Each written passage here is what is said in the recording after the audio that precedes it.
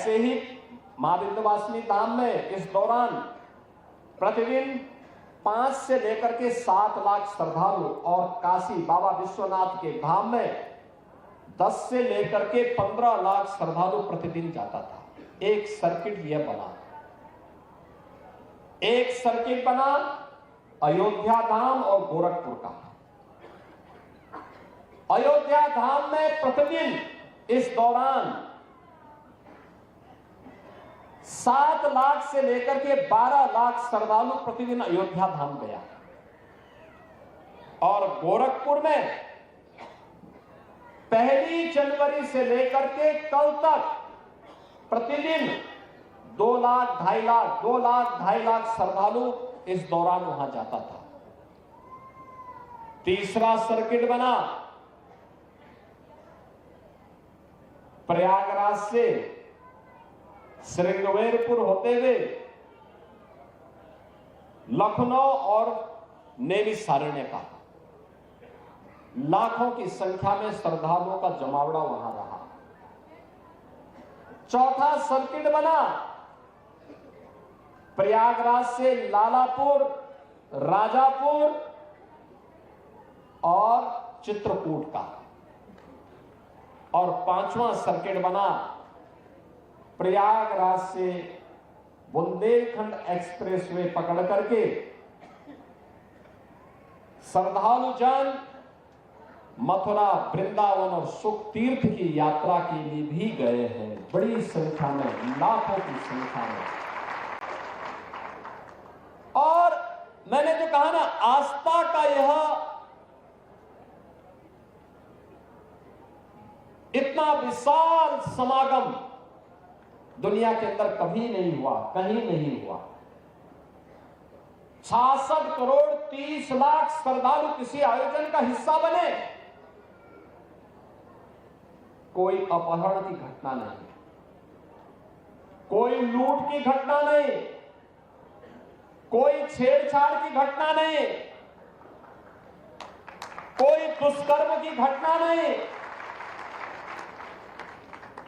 कोई भी ऐसी घटना नहीं जिस घटना के बारे में कोई ये कह सके।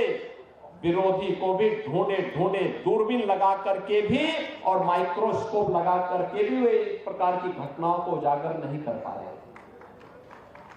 दुष्प्रचार का कोई मौका विरोधियों ने चूका नहीं। जिनको ये आस्था का महासभा समागम अच्छा नहीं लग रहा था, उन्होंने कोई मौका नहीं छोड़ा। मौनी अमावस्या के दिन 8 करोड़ श्रद्धालु यहां पर था। हमारी प्राथमिकता थी कि श्रद्धालु जनों को सुरक्षित स्नान करा करके उनके गंतव्य की ओर प्रस्थान करवाया जाए। क्या संगम पे, क्या ऐरावत घाट पर, क्या गंगा जी के किसी भी घाट पर, क्या रेलवे स्टेशन पर, क्या बस स्टेशन पर, क्या अगल बगल के जनपदों में इतना बड़ा समागम प्रयागराज आने की तत्पर दिखाई दे रहा था। लेकिन विरोधी और विपक्षी लगातार दुष्प्रचार कर रहे थे, बदनाम कर रहे थे, अपमानित करने की भाषा का उपयोग कर रहे थे। कोई काहिरा की घटना का दृश्य दिखा करके प्रयागराज को बदनाम करता था। प्रयागराज में मौनी अमावस्या के दिन 28 और 29 की रात्रि को दुखद घटना घटी थी। उन सभी परिवारजनों के प्रति हमारी संवेदना है।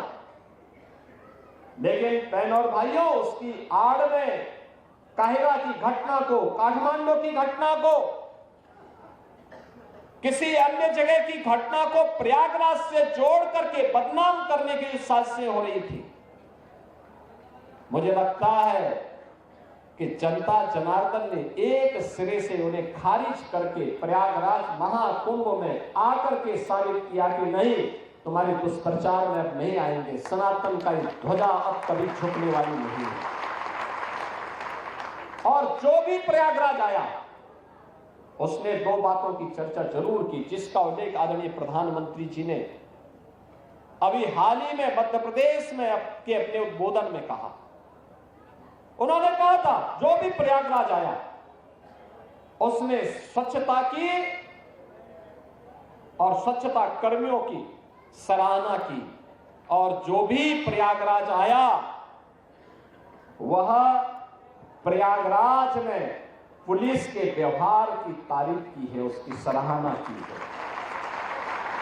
ऐसे लगता था जैसे सबका अपना आयोजन हो, जैसे घर का किसी आयोजन में होता है ना, पूरा परिवार मिलकर के उस आयोजन को सफलता की ऊंचाई तक पहुंचाता है। ऐसे ही उत्तर प्रदेश सरकार के इन सभी विभागों में, क्या स्वच्छता कर्मी हो, क्या स्वास्थ्य कर्मी हो, क्या सिंचाई विभाग के कर्मी हो, क्या जलापूर्ति के कर्मी हो, क्या सुरक्षा कर्मी हो, क्या परिवहन विभाग के कर्मी हो, इन सभी ने इसे अपना घर का आयोजन बना करके इसको भव्यता देने का काम किया, सफलता की नई ऊंचाई तक पहुंचाने का काम किया। तब इतनी बड़ी संख्या में श्रद्धालु इस आयोजन का हिस्सा बन पाया, और इसीलिए प्रयागराज वासियों ने भी इसको अपना आयोजन मान करके जगह जगह लंगर लगाए, अभिवादन किया, अपनी स्वयं की परेशानी को भूल करके इस आयोजन का हिस्सा बने, जनप्रतिनिधिगण इस आयोजन का हिस्सा बने, और आज तक आर्थिकी का एक नया संदेश महाकुंभ प्रयागराज ने दे दिया कि नहीं, आस्था है जिसके बारे में भगवान वेदव्यास ने 5000 साल पहले कहा था। उन्होंने कहा था उस समय भगवान वेदव्यास 5000 साल पहले एक ऐसे महर्षि हुए थे, त्रिकालदर्शी ऋषि हुए थे, जिन्होंने भारत के वैदिक ज्ञान की परंपरा को लिपिबद्ध करके आने वाली पीढ़ी को दिया था, एक संहिताबद्ध करने का काम किया था। भारत के अंदर वेदों को संहिताबद्ध करने का कार्य रहा हो, पुराणों और पुराणों को लिखने की शैली वर्तमान पीढ़ी को देने के लिए इसकी शुरुआत भगवान वेदव्यास ने की। तो उन्होंने एक बात कही थी, 5000 साल पहले उन्होंने कही थी कि मैं बाहें उठा करके चिल्ला चिल्ला के कह रहा हूं कि धर्म के मार्ग पर चलो, धर्म से ही अर्थ और कामनाओं की पूर्ति हो सकती है, और प्रयागराज महाकुंभ ने, और मैंने जो कहा ना, आस्था का यह इतना विशाल समागम दुनिया के अंदर कभी नहीं हुआ, कहीं नहीं हुआ।